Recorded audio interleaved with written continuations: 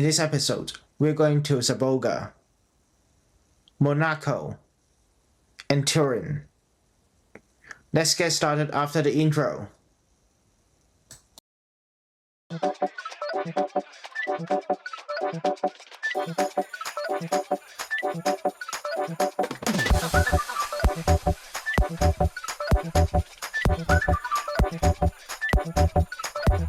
Since the flight on the first night landed quite late, we decided to keep things simple and spend the night near the airport.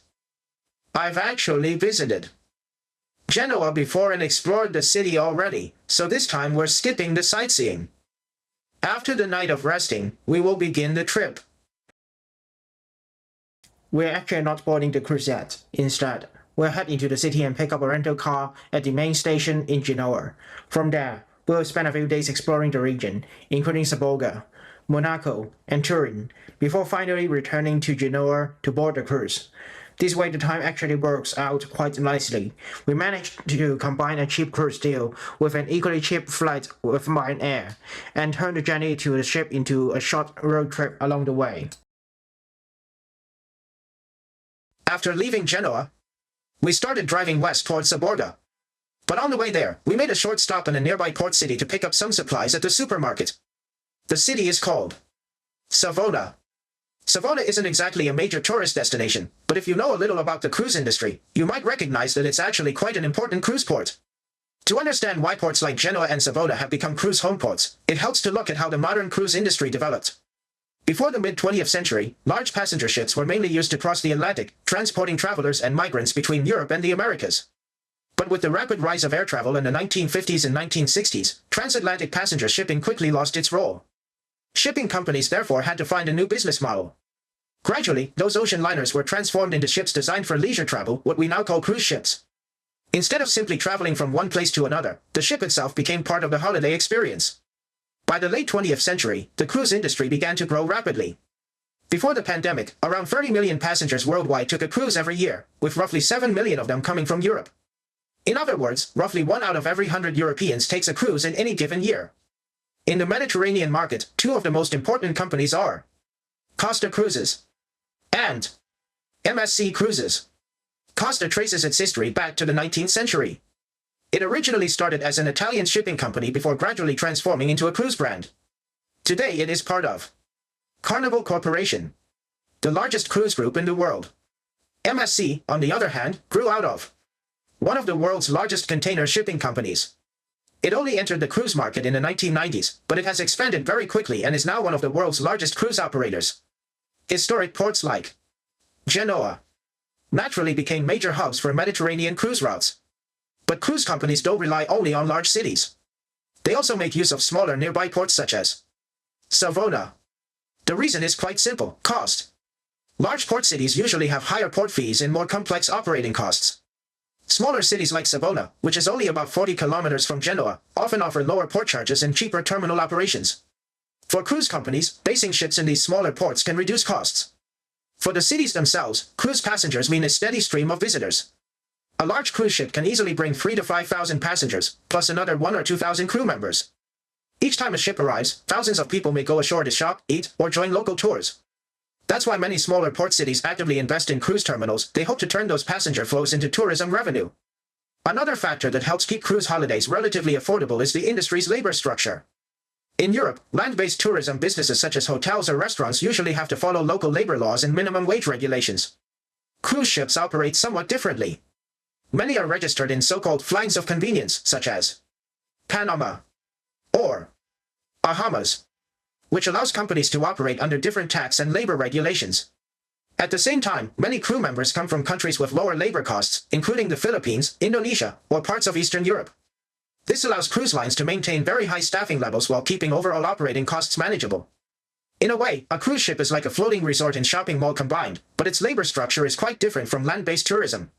Together with the scale of thousands of passengers on a single ship, these economies of scale make cruise vacations far more affordable than they used to be.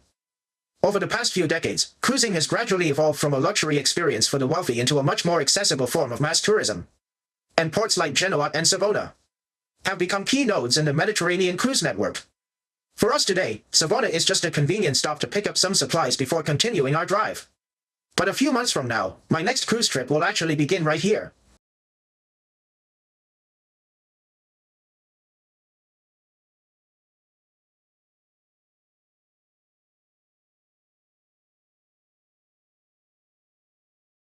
After leaving the coast, we drove up into the hills and arrived at this quiet little mountain village. Seborga. At first glance, Seborga looks just like many other hill towns in Liguria: narrow stone streets, pastel-colored houses, and sweeping views over the Mediterranean. But this small place carries a rather unusual identity, at least according to the locals. They claim that Seborga is not actually part of Italy, but a still existing independent state known as the Principality of Seborga. This idea traces back to the Middle Ages. Around the 10th century, the land was granted to a Benedictine monastery. Benedictine order. At the time, monastic institutions were not just religious centers, they also controlled land and held a certain degree of political autonomy. In medieval Europe, territories like this were not uncommon, and their status often existed somewhere between church authority and secular rule. According to local narratives, Seborga was even connected to Knights Templar. The Knights Templar, founded during the Crusades, later became a powerful and wealthy organization with influence across Europe. Some claim that Seborga may once have been part of this wider network. However, there is no clear historical evidence to support this, and it is generally considered part of the legend. In the 18th century, the territory was supposedly transferred to the Kingdom of Sardinia. But according to the people of Seborga, this transaction was never properly recorded in international agreements. From their perspective, the principality therefore never legally ceased to exist. In 1963, a local flower grower, Giorgio Carbone, revived this idea and declared himself the prince. Since then, the village has embraced this identity in a way that is both serious and playful at the same time. You can see this narrative reflected throughout the town. The main church, Church of San Martino Seborga, dates back to the 17th century and belongs to the Catholic Church. But there is also a smaller chapel called Notre Dame de Templiers Seborga, Notre Dame of the Templars. The name suggests a connection to the Knights Templar, although there is no solid historical evidence for this. It is more likely a modern addition that reinforces the village's story. In reality, Seborga has a population of only around 300 people, and it is fully administered as part of Italy. Residents use the euro, follow Italian law, and rely on Italian public services just like anywhere else in the country. And yet, the symbolic elements of the principality remain. There is a flag, ceremonial titles, and even symbolic coins and stamps. It is this blend of history, interpretation, and a bit of imagination that gives Seborga its unique character. And for us, it's both a scenic hill town and a place where storytelling has become part of the landscape.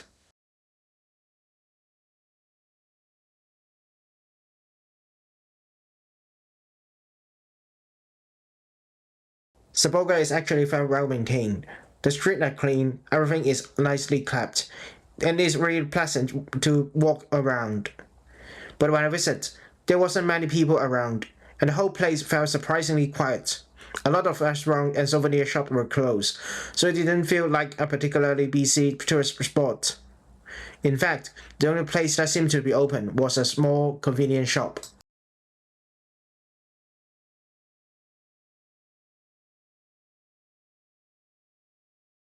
The next day, I drove to Ventimiglia, and from there took a train to Monaco.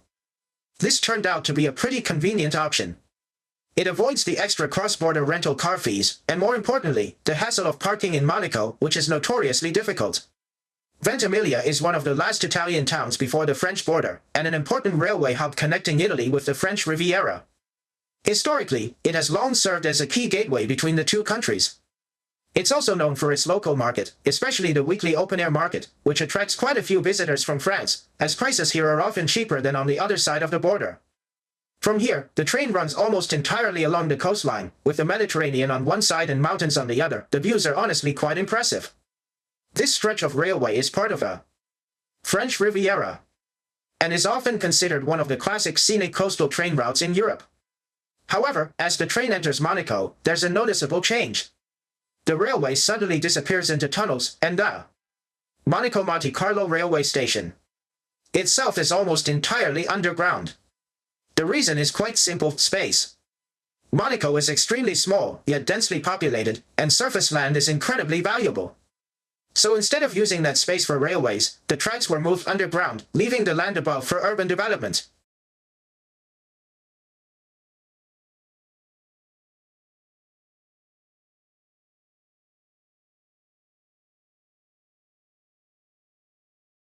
As you step out of Monaco Monte Carlo railway station, it's hard not to notice how different this place feels. Monaco is the second smallest country in the world after Vatican City, with a total area of just around 2 square kilometers. And yet, it is also one of the richest and most densely populated places on Earth. Monaco's history dates back to the 13th century. The ruling family, the House of Grimaldi, has been in power for over 700 years and remains in power to this day. The current head of state is Albert II, Prince of Monaco, who has ruled since 2005. Monaco is technically a constitutional monarchy, but unlike countries such as the United Kingdom, the prince still holds significant political power, including appointing the government and influencing major national decisions. According to legend, in 1297, Francesco Grimaldi disguised himself as a monk, gained access to the fortress, and seized control. This story is still reflected in Monaco's coat of arms, which features 2 sword-wielding monks. However, Monaco was not always wealthy. By the mid-19th century, the country was facing serious financial difficulties and was close to collapse. The turning point came in the 1860s, with the opening of the Monte Carlo Casino. At a time when gambling was restricted in many parts of Europe, Monaco quickly attracted aristocrats and wealthy visitors from across the continent. This transformed the country from a struggling microstate into a destination centered around entertainment and tourism.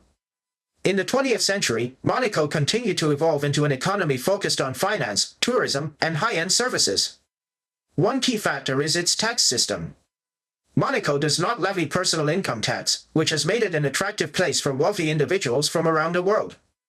For many people, living here is not just about the Mediterranean lifestyle, but also about the financial advantages. Monaco is also known for high-profile events such as the Monaco Grand Prix, where Formula One cars race directly through the city streets, one of the most iconic and challenging circuits in the world.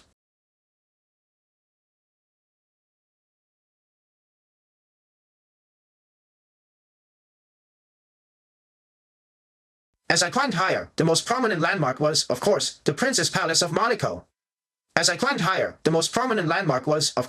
Prince's Palace of Monaco. The views from the palace square are particularly impressive. On one side, you can look down over Port Hercule, Monaco's main harbor. The marina is filled with yachts of all sizes, while beyond it rises the skyline of Monte Carlo. This is the Monaco most people imagine: luxury apartments, supercars, casinos, and some of the wealthiest people in the world. But looking in the opposite direction reveals a completely different side of the country. Here, you can see the quieter old town, remnants of historic fortifications, and the district of Fontvieille, much of which was built on reclaimed land.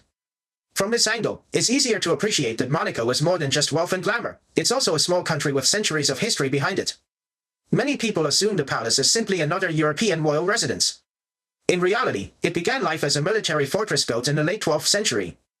Over the centuries, it was gradually expanded and transformed into the residence of the Grimaldi family, who continue to rule Monaco today. Behind the palace lies the busiest pedestrian street in the old town. The area is lined with restaurants, cafes, and souvenir shops. Although relatively small, it has a much more relaxed Mediterranean atmosphere compared with the luxury hotels and designer boutiques found elsewhere in Monaco. Before lunch, I also made a stop at Monaco City Hall. Although Monaco is a sovereign country, there are virtually no border controls between Monaco and France. As a result, most visitors never receive any immigration stamps in their passports. For that reason, many travel enthusiasts make a special trip here to collect a Monaco souvenir stamp as proof that they have visited the country. Strictly speaking, of course, it isn't an official entry or exit stamp.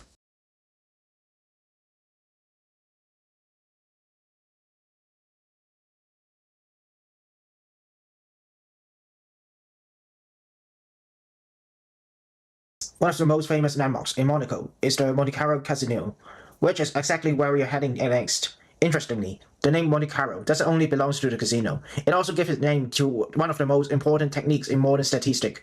The Monte Carlo method is, simply put, a way of using large numbers of random simulations to estimate what might happen in the real world. That might sound complicated, but the basic idea is actually very similar to what's happened in a casino. Imagine you're playing a simple game where the outcome can either be high or low. In theory, the probability of each result is roughly the same, but if you actually start playing, it wouldn't expect the outcome to alternate perfectly high, low, high, low, high, low. Sometimes you might get 5 highs in a row. Sometimes you might get even 10 lows in a row. Looking at the single result, it's almost impossible to predict what will happen next.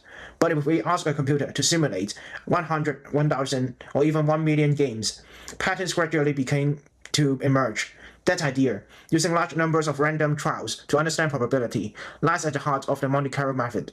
And its name comes directly from this famous district of Monaco, Monte Carlo. The method is developed after World War II. One of the key figures behind is a mathematician who worked on the Manhattan Project.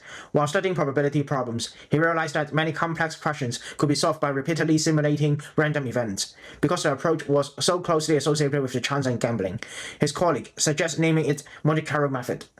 And so, the name of the famous casino district found its way into mathematics and science. Today, Monte Carlo methods are widely used in fields ranging from finance and engineering to weather forecasting and medical research. A good examples come from the COVID-19 pandemic. Researchers face difficult questions. If a virus becomes slightly more transmissible, how many additional infections might occur? If vaccine effectiveness dropped by a certain amount, how many hospital beds would be needed? The problem is that the real world contains enormous uncertainty. People have different context patterns, variables involved. But since effectiveness is never a single fixed number, so instead of calculating just one answer, researchers allowed the computer to randomly sample different possibilities hundreds of thousands or even millions of times. The result is not a single prediction, but a range of possible outcomes. For example, the most optimistic scenario, the most likely scenario, and the worst case scenario.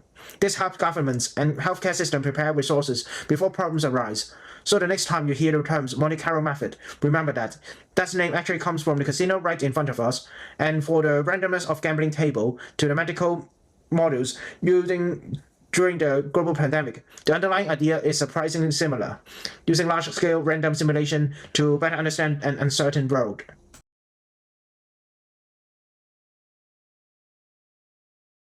After learning about the Monte Carlo method, it was finally time to visit the place that gave it its name, the Monte Carlo Casino. Visitors can enter the main lobby free of charge, and photography is allowed in that area. However, access to the actual gaming rooms requires an admission ticket. Since I wasn't planning to gamble, I decided not to go any further and was quite happy just exploring the public areas of the building.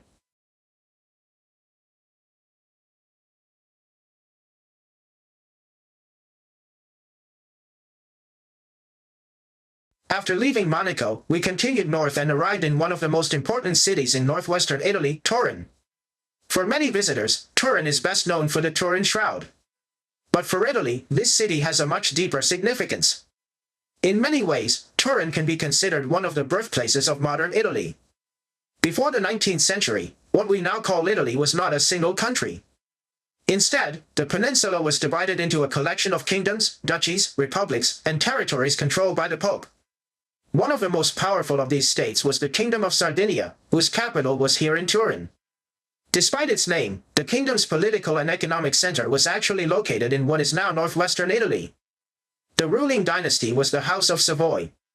During the Italian unification movement of the 19th century, the Kingdom of Sardinia gradually expanded its influence and eventually became the driving force behind the unification of Italy. In 1861, the Kingdom of Italy was officially proclaimed, and Turin became the first capital of the newly unified nation. Although the capital was later moved first to Florence and then to Rome, Turin still retains many royal palaces, grand squares, and historic buildings from that period. Because of this history, Turin can rightly claim to be one of the starting points of modern Italy.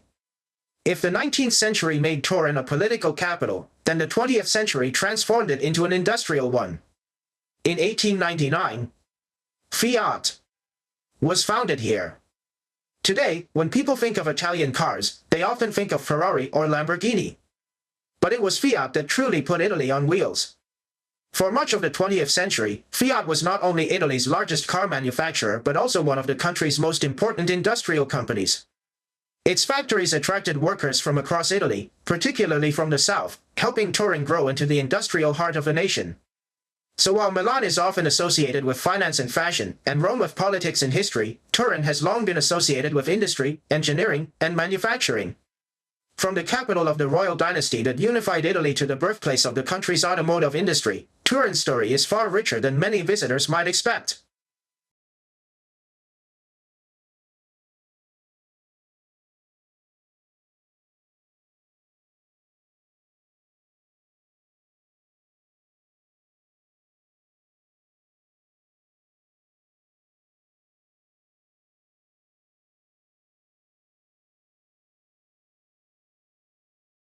In the heart of Turin, one of the most impressive sights is the vast Piazza of the Torrio Veneto.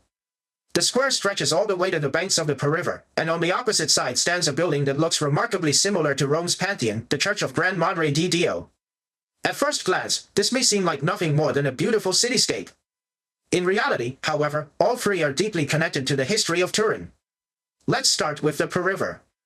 The Pi is the longest river in Italy. It rises in the Alps and flows across northern Italy before emptying into the Adriatic Sea. For thousands of years, the Po Valley has been one of the country's most important agricultural and commercial regions. Its fertile land supported large populations and helped make northern Italy one of the wealthiest parts of the peninsula. Turin occupies a strategic position along the upper reaches of the river, giving it both economic and military importance since ancient times. During the Middle Ages, the ruling House of Savoy gradually emerged as one of the dominant powers in the region. Originally based in the Alpine territories along what is now the border between France and Italy, the Savoy dynasty steadily expanded its influence and eventually moved its political center to Turin. From the 16th century onward, Turin became the capital of the House of Savoy. It was during this period that the city began to be transformed according to a deliberate urban plan. Unlike many European cities that developed organically over centuries, Turin is known for its straight avenues, symmetrical street layouts, and grand public squares. And that church, the Gran Madre di Dio, commemorates another important chapter in the city's history. In the early 19th century, Napoleon conquered much of northern Italy, forcing the Savoy royal family into exile. Only after Napoleon's defeat in 1814 were they able to return to Turin. The church was built to celebrate the restoration of the monarchy and the rebuilding of the state. As a result, it serves not only as a religious building, but also as a monument to the return of the House of Savoy and its restoration to power.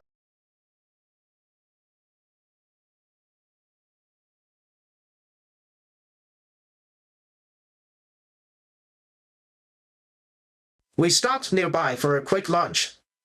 Besides the food, I also decided to try a local Italian cola called Mo Cola. The brand was founded in the Piedmont region, and its name comes from Turin's most famous landmark, the Mole Antonelliana. Compared with Coca-Cola or Pepsi, Mo Cola is obviously much smaller in scale.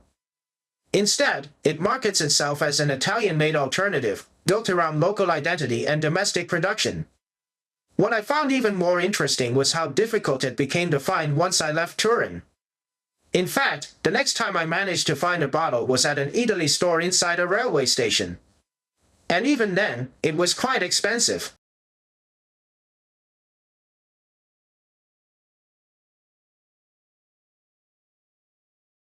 Before heading to the next attraction, I am going to get a gelato.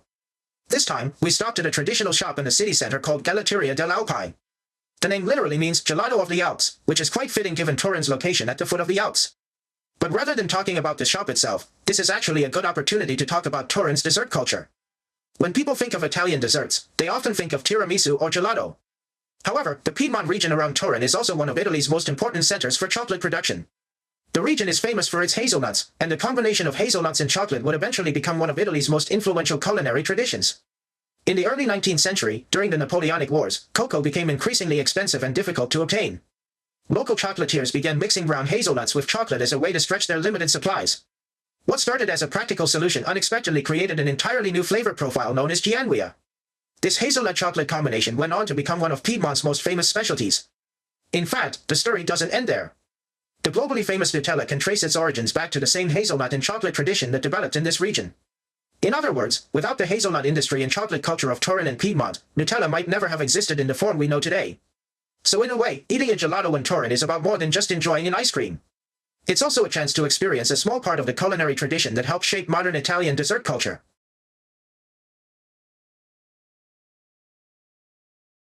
On the way to the Turin Shroud Cathedral, we passed through one of the city's busiest shopping streets, Via Garibaldi. Today, Via Garibaldi is lined with clothing stores, cafes, restaurants, and local businesses, making it one of Turin's main commercial districts. But the history of this street stretches back much further than most visitors realize. Its origins can actually be traced all the way back to Roman times. When Turin was founded as the Roman colony of Augusta Taurinorum, this route formed part of the city's main east-west axis. In other words, people were likely walking, trading, and conducting daily life along roughly the same path nearly 2,000 years ago. Over the centuries, the street remained an important commercial corridor, but much of what we see today is the result of the ambitious urban planning carried out by the House of Savoy. From the 16th century onward, Turin served as the capital of the Savoy state. The ruling dynasty wanted to transform the city into a modern royal capital capable of competing with major European cities such as Paris and Vienna. As a result, Turin developed very differently from many other Italian cities. While places like Rome, Genoa, and Naples are known for their winding medieval streets and irregular layouts, Turin is characterized by broad avenues, straight sidelines, orderly street grids, and remarkably consistent architecture. The street itself is named after Giuseppe Garibaldi, one of the most famous figures of the Italian unification movement. During the 19th century, Garibaldi, together with the Kingdom of Sardinia and the House of Savoy, played a crucial role in transforming the Italian peninsula from a collection of separate states into a unified nation. In that sense, Via Garibaldi is much more than just a shopping street. It is a place where layers of history overlap, from the Roman Empire, to the Savoy monarchy, and ultimately to the creation of modern Italy itself. If Rome represents the ancient foundations of Italy, then Turin offers a glimpse into the country's journey toward becoming a modern European nation-state. Our next stop is the city's cathedral and one of the most important religious buildings in Turin. Although the church itself dates back to the late 15th century and represents the Renaissance period, most visitors come here for something else. The cathedral is home to the famous Shroud of Turin. According to Christian tradition, after the crucifixion, the body of Jesus was wrapped in a linen cloth before burial. The Shroud of Turin is a large piece of linen, over 4 meters long, bearing the faint front and back image of a man. Many believers consider it to be the very cloth that once wrapped the body of Jesus. What historians can say with certainty is that the shroud had appeared in France by at least the 14th century. It was later acquired by the House of Savoy, the royal dynasty that ruled this region for centuries. In 1578, the Savoy family transferred the shroud to Turin, where it has remained ever since. As pilgrims began traveling here to see the relic, Turin gradually developed into one of the important pilgrimage destinations in the Catholic world. To house and protect the shroud, an elaborate royal chapel was later constructed beside the cathedral. For centuries, the shroud was not only a religious relic but also an important symbol of the House of Savoy itself. Possessing such a revered object helped strengthen the dynasty's religious prestige and political influence throughout Europe. So regardless of whether one believes the shroud has a direct connection to Jesus, there is no doubt that it has played a major role in shaping Turin's history.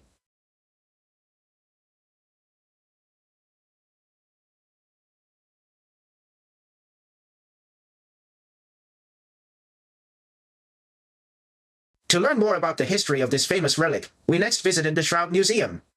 Unlike the cathedral, where the focus is primarily religious, the museum focuses on the preservation, investigation, and historical journey of the shroud itself. One of the most dramatic chapters in that story took place in 1997. That year, a major fire broke out in the royal chapel where the shroud was being kept. The flames spread rapidly and threatened the area where the relic was stored. In a dramatic rescue operation, firefighters smashed through the chapel's thick bulletproof display case and successfully removed the shroud before it could be damaged by the fire. Although the chapel itself suffered severe damage, the shroud survived. Beyond this dramatic event, the museum's main attraction is the wide range of scientific studies that have been carried out on the cloth over the years. Researchers have examined the fabric itself, studying its fibers, weave pattern, and textile manufacturing techniques in an attempt to better understand its origins and history. Other studies have focused on pollen grains, dust particles, and other biological traces found on the cloth, hoping to reconstruct where it may have traveled throughout the centuries. The museum also showcases various reproductions of the shroud and explains how modern technologies such as photography, microscopy, and digital image analysis have been used to investigate the mysterious image visible on the fabric. Whatever conclusions one ultimately reaches, the Shroud of Turin is undoubtedly one of the most extensively studied religious artifacts in the world. For believers, it remains an important sacred relic. For historians, archaeologists, and scientists, it continues to be a fascinating historical mystery. Just outside the museum stands the Church of the Holy Cedarium, a beautiful Baroque church dating back to the 17th century. Although the shroud itself was never permanently housed here, the church has long been associated with devotion to the relic and forms an important part of Turin's religious heritage. In many ways, regardless of whether one believes the shroud has a direct connection to Jesus, it has undeniably shaped the history, culture, and identity of Turin for centuries. After a full day exploring Turin, it was finally time to leave the city behind. Before heading back, we took one last walk through the historic center. From the elegant arcades of Via Roma to Piazza San Carlo, often called the drawing room of Turin, and finally Piazza Castello, the political heart of the old House of Savoy, it is easy to see why Turin once served as the capital of a kingdom and later became the first capital of a unified Italy. Compared with cities such as Rome, Venice, or Florence, Turin is often overlooked by international visitors. Yet beneath its relatively quiet reputation lies a city that played a central role in shaping modern Italy. From royal palaces and grand squares to automobiles, chocolate, and even one of the world's most famous religious relics, Turin turned out to be far more interesting than I had expected. With that, our short road trip through northwestern Italy was coming to an end. The next stop would be Genoa, where a very different adventure was about to begin. Because waiting for us in the port was the cruise ship MSC Posia. And thanks to a surprisingly cheap promotion, the fare for this 2-day, one-night cruise to Barcelona worked out at just £33 per person. Not bad for a trip across the Mediterranean. So in the next episode, we'll return to Genoa, board the ship, and see what life is really like on one of Europe's budget-friendly cruise itineraries.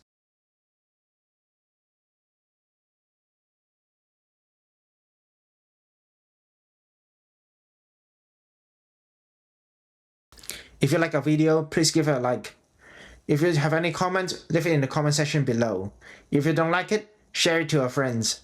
I'll see you next time.